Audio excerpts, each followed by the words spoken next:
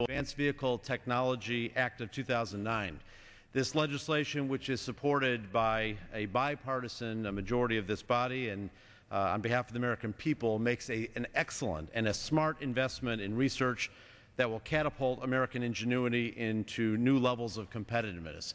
Now, I know for years many people have said, why haven't our car companies kept up? And there were a lot of decisions along the way and a lot of reasons. But I think what we're doing today is taking a very, very important step that many of us have been advocating for many, many years. I know a lot of people said, well, the technology must be there, it's just not being utilized. And maybe that's the case, and maybe it isn't the case. But what's happening right now is something that many of us have been advocating for.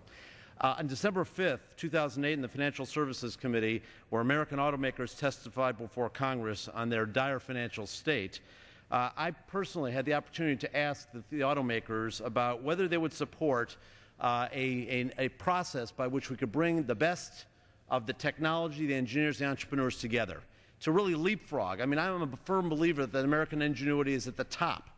That's one of the strengths we have in our country. And fortunately, those car leaders at that time said yes.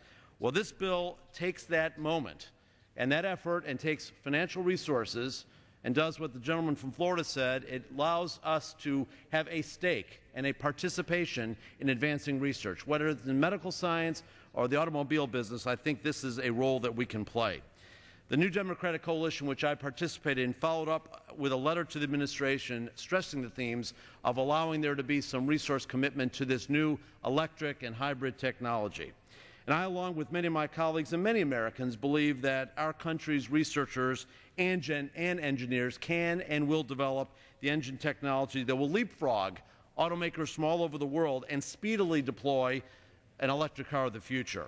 The legislation today that we are considering accomplishes these goals by investing in a program that brings together these stakeholders from across the industry to develop this vehicle technology of tomorrow right here in the United States. And I'm confident that this technology and this program will provide automakers with the tools that they need to lead the auto industry into a new generation of innovation. And let me point out that Section 101 contains language to ensure that grants do not fund duplicative efforts. This is essential to our commitment to fiscal responsibility. It saves taxpayer money because grant recipients will not be reinventing the wheel separately, but will be coming together efficiently. I'd like to commend my colleague, Congressman Gary Peters, for introducing this legislation, and Chairman Bart Gordon for his leadership in bringing this to the floor today.